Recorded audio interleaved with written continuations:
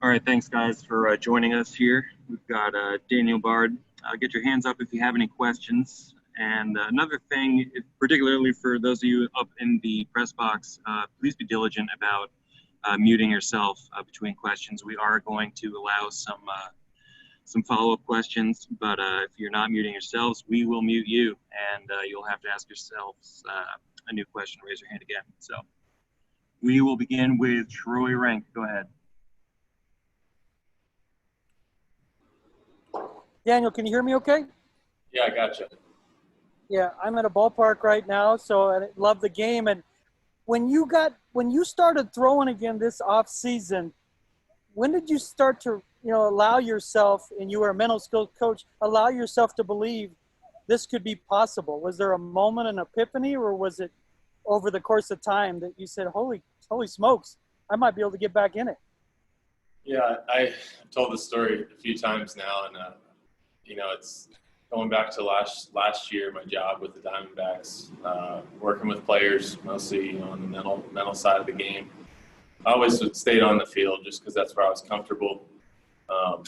Wanted to connect with guys shagging during batting practice, whether it's out early throwing for the pitcher. So I was always out there, and like to grab a glove and a ball and play catch. It's a good way to connect with guys and kind of develop relationships. So I think it was like maybe middle of last year, working that in that role. I was playing catch with some of our, I guess, AAA and big league guys over there with the Diamondbacks, and a couple of them just, we'd play catch and they'd be like, "Are you letting it go? Because it's coming out pretty good." And I'd be like, I was just having fun, and I finally didn't have the pressure of trying to throw strikes, and I was able to just help other people and try to, make that my job instead of trying to fix myself. So I think, I knew it felt better playing catch, but when they started saying, "Hey, it's coming out pretty good, you need to give it another shot," and I just laugh it off, and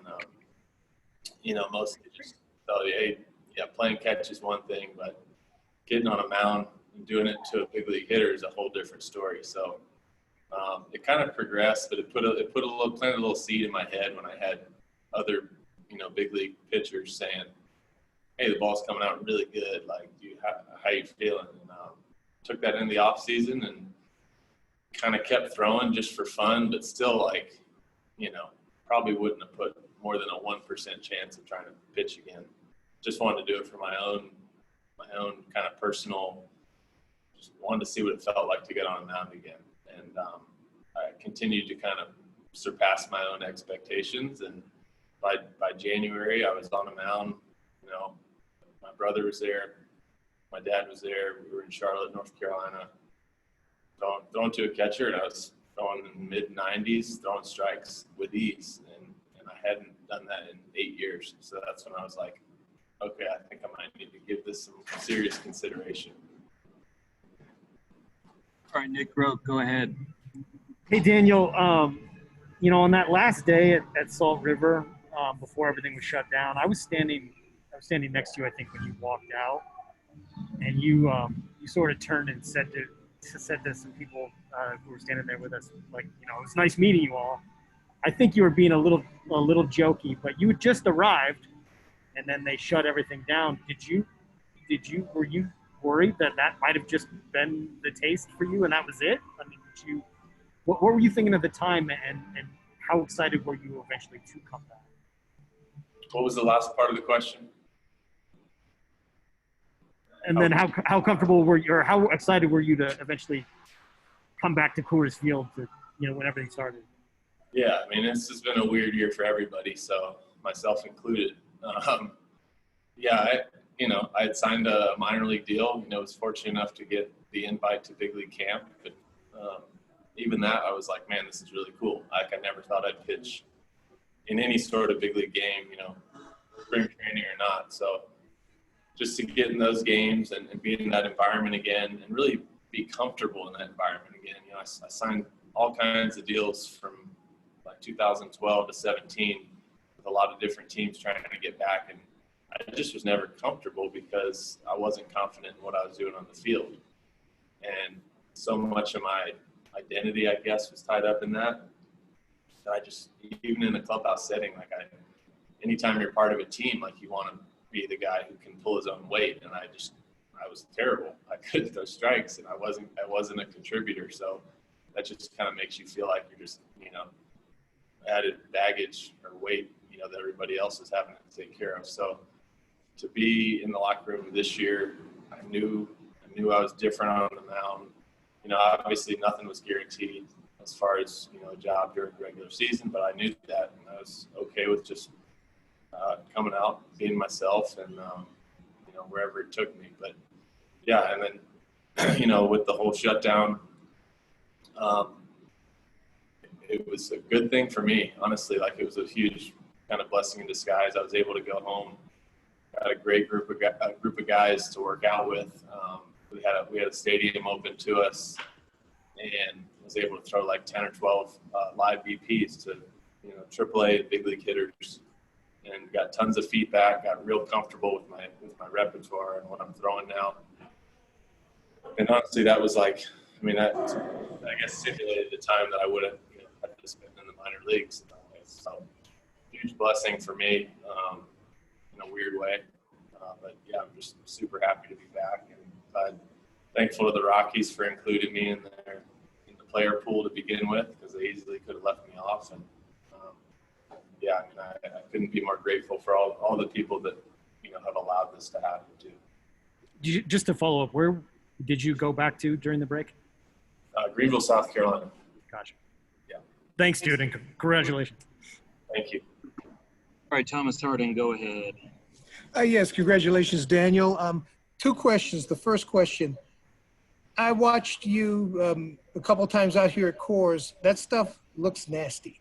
How does your stuff play here? And do you have much experience pitching at an altitude? And how did it feel coming out of your hand, and how did the action feel? Yeah, so you hear all the horror stories about nobody's pitches move the same, and there's definitely some truth to it. And I was kind of anxious to see what my stuff would look like at altitude. I got a little nervous. I playing catch the first couple days here last week. My sinker wasn't sinking at all.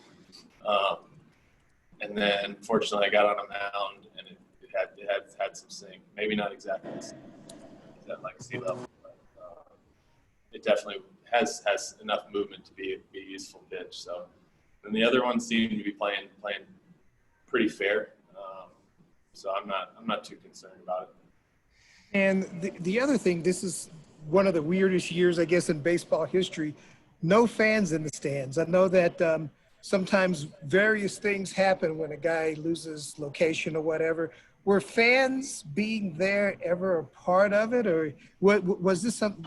The years that you struggled, was that separate from, No, to be honest, I can even remember back some of my very worst outings were on backfields with about 4 people in the stands. So that had never had anything to do with it. I think it's an internal thing, something that goes on in your head, and it doesn't really matter how many people are watching. So it's a strange, very hard to describe thing that goes on with certain pitchers, certain guys. No, I don't think fans. If anything, I'm very accustomed to pitching with no fans. Given all the backfields I've had to throw on, and pitching in the stadium back home over quarantine with no fans. So yeah, it's going to be weird for a lot of people, but I'll see that hitter in the box, the big league hitter in the box, and I think that's all I'm going to see. Thank you very much, and congratulations again. Thank you. All right, Tim Brown, you've got the last question, and unless we get any other hands up. Hi, Daniel. A couple quick ones for you. First, of all the people who have been on this journey these past 6 or 7 years with you, who's proudest of you today? Probably my wife, without question. Mostly because I think she has had to live it. the closest with me. And, I think going through, it's hard for me. I'm just like getting emotional thinking about it, but just thinking, the support that she consistently offered me through my signing 5 or 6 different minor league deals without really having anything to show for it, to, my decision to retire back in 17, and move on without knowing what was next. And she couldn't have been more supportive. She might have been relieved at that point after all we've been through. What would she say to you that would maybe ease things for you, or for her, maybe? No, she was always, she always would say that, as long as I felt like I had a chance, keep doing it. As long as you feel like you have a chance, keep doing it. And, a lot of days I felt like I had a chance. I think looking back on it, my best days I had during my previous struggles, the best days I had were not even close to my bad days now, is the way it feels. So that's a good feeling. But mostly, yeah, her support's been amazing. Can't leave out, the friends and family. I've already got probably a couple hundred texts in the past hour. Just people reaching out, saying they're happy for me. So support from friends and family has been really humbling. If I could hit you with one more. In your role as a mental skills coach, you almost surely came across players, probably pitchers, who were dealing with some sort of anxiety, who weren't sure they belonged, who were, to use your word, feeling uncomfortable or not contributing like they thought they could. What was your advice to them? Yeah, definitely had those cases. And the thing about my role, I was pretty fortunate that the Diamondbacks offered that to me. I'm not, trained as a psychologist or sports psych guy in any way. I just had my own experiences to go off of, a lot of books I'd read trying to fix myself, and things I'd done for my own self-help that I then tried to relay on to some younger guys within that organization. So, it's a combination of things. I think I always tried to play it, get to know the person first before I just listened to his problems and slapped prescription or, hey, try this.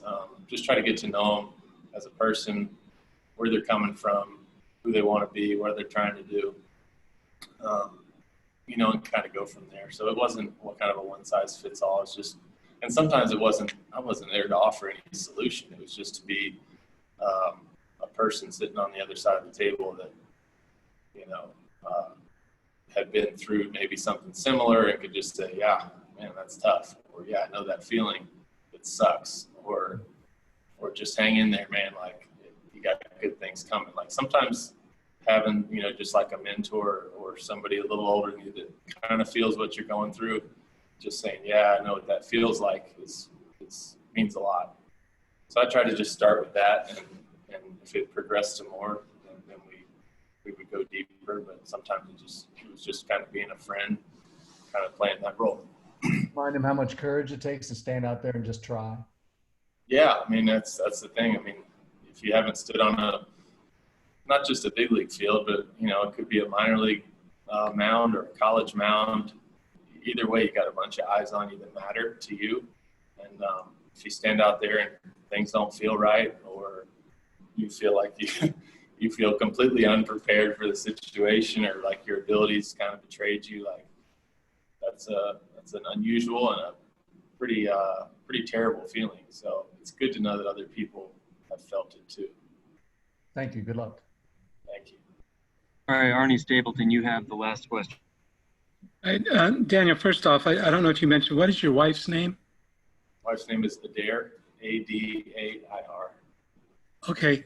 And then secondly, a lot of times when a player's making a comeback, usually from a physical injury, they really look forward to that first game or that first hit, if it's in football or that kind of thing. And in coming back like you are now, are you looking forward to that first game action? Is there anything that, you just kind of a hump to get over, or you're eager to get through that, anything like that? No, I haven't even gotten there yet. In many ways, I think just getting on a mound, in the spring training games back in March was as big a hurdle as any. And then having the chance to pitch in these inter squad games, which, can, I think, feel about like what a big league game is going to feel like. No fans in the seats, but we had, uniforms and umpires and all that stuff. So I'm sure it'll be a little more adrenaline once we get the real thing going next week. But I'll just, take it one step at a time and, trust that it's going to be similar to what's been going on. Thanks. All right, thank you, Daniel. Appreciate it, and congratulations again. Thanks everyone else for jumping on the call, and have a good night.